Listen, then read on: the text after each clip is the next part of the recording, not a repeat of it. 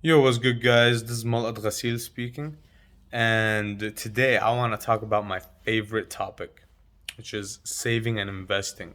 Okay, so most people don't really think about saving and investing until they need money, until they want a certain amount of money for something, and then they go like, "Oh shoot, I should have saved." So, definitely starting with saving as soon as possible should be a priority for everyone. And the best way to save is to pay off debt. So, immediately, every time you pay $1 to someone that you owe, that's $1 less that you need to pay later. So, getting rid of all your debt is definitely should be a priority for you. The other thing is having a goal. So after you're done with getting rid of any credit card debt, car loans, whatever you got going on, if you have a debt that's as big as some like a mortgage, which is like 200, 300, half $1 million, yeah, you should probably just take care of the other debt and just keep paying off the the mortgage. But in any case, so after you're done with the debt, you should have a goal for yourself. So I want $10,000 in my account by the end of the year. I want $1 million in my account. That's fine. Any amount is good. After you have the goal, you should ask yourself, okay, so now I have the goal in my head that I want $1,000 by the end of the year. Then you start telling yourself, okay, how do I get there? What steps do I need to take to get $10,000 into my account by the end of the year? Okay, so after you do that, you should definitely write down your expenses. Write down your rent, your gas payments, insurance, anything, groceries, everything you spend your money on. Just write it down. Go to your bank statement. See, okay, I spent $10 on lunch yesterday, for example. Okay, the day before I spent $2 on a coffee. I spent $5 doing something else. So everything that's on your bank statement throughout the course of a month, just write it down and see what can you get rid of. Be a minimalist. That's not saying being cheap, just know what you're getting. Do you need it? Do you not need it? I was talking to this one guy. He's a super close friend of mine, and he's a heavy smoker, super heavy smoker. He smokes like 1 or 2 packs a day, and I go like in my head, I go like, okay, each pack is like $10 here in Minnesota. Okay, so if you're smoking 1 to 2 packs a day, then that's like $300 to $600 a month that you're spending. And hey, if it's worth it to you and you can afford it, why not? But that's something you can cut off. That's something you can save for later in case you need it. And the same thing goes for like coffee or Red Bull or Sprite. If it's a priority for you, do it. But if it's not and you can get rid of it, imagine that one guy who spends $300 to $600 a month on cigarettes. He has no excuse to complain about money. That's $600 that's not in your account because of something that you want to do, something that you want to indulge in. It's nothing that you need. And it's not to say that cut off everything that's optional. For example, a gym membership. Obviously, staying fit is super important for humans. You just want to walk around, play basketball, swim, lift weights. I advocate for that, and definitely don't cancel your gym membership if you can help it.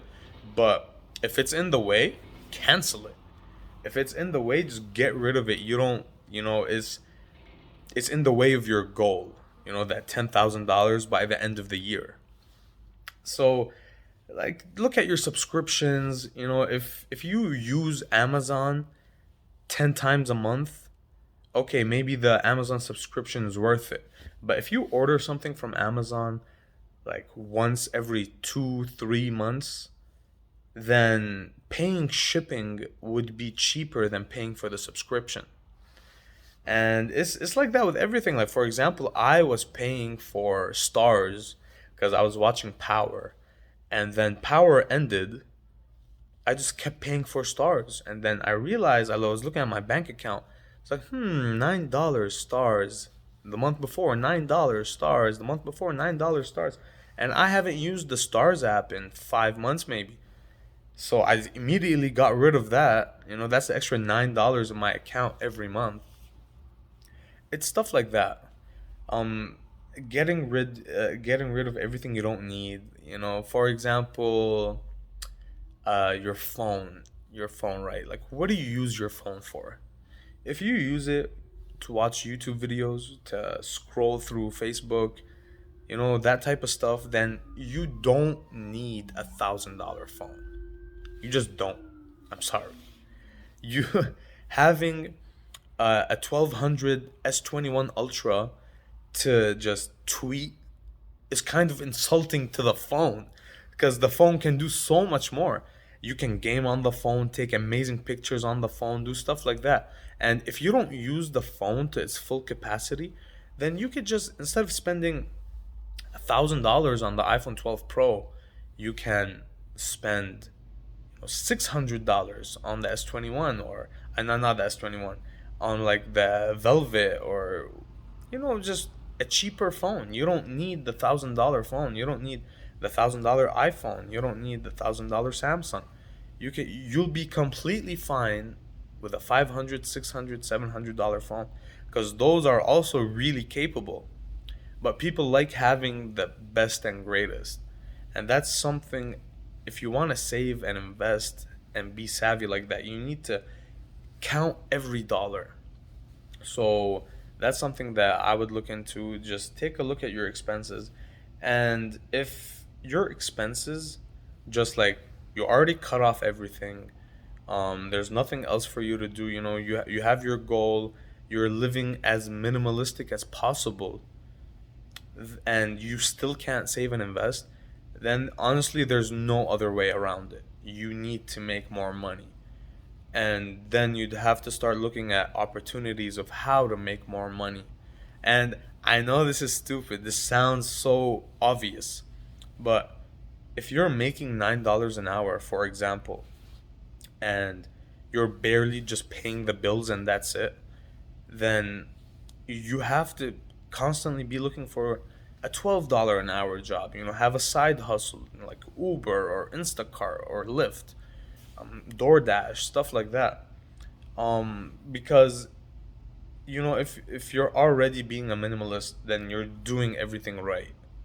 If you have the $500 phone, if you don't have any subscriptions to stuff that you don't use, um, then you're doing everything right. You just need more money. So that's the only way around it. I like to save and invest a lot. I try every time I go out, I tell myself, okay, so this is gonna cost me $40. And then I try to think in my head, is there a way I can make this to cost $30? And then I can just put the $10 somewhere, like in stocks, or in a high interest saving account, or in crypto. Like, just try to make everything you do just a little bit cheaper. Take the difference and put it somewhere. That's that's what I would do. I mean, that's what I do honestly. Right now, this is what I do for savings.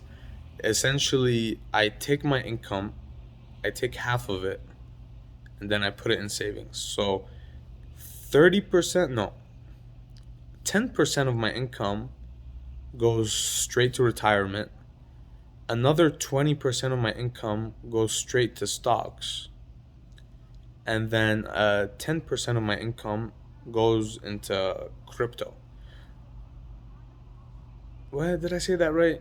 10 retirement, 20 stocks, 10 crypto, yeah, and then 10% in a high interest savings account. Just see whatever savings account you can open with a high interest rate. Anything above like 2.5 honestly is really good. I just keep looking for a high interest savings account all the time. And that's what I do. I take half of my income, just put each account has auto pay. Oh, that's right, auto pay. That's something you should do. Every company, like for your insurance company, your car insurance, your phone bill, they all give you discounts if you do auto pay.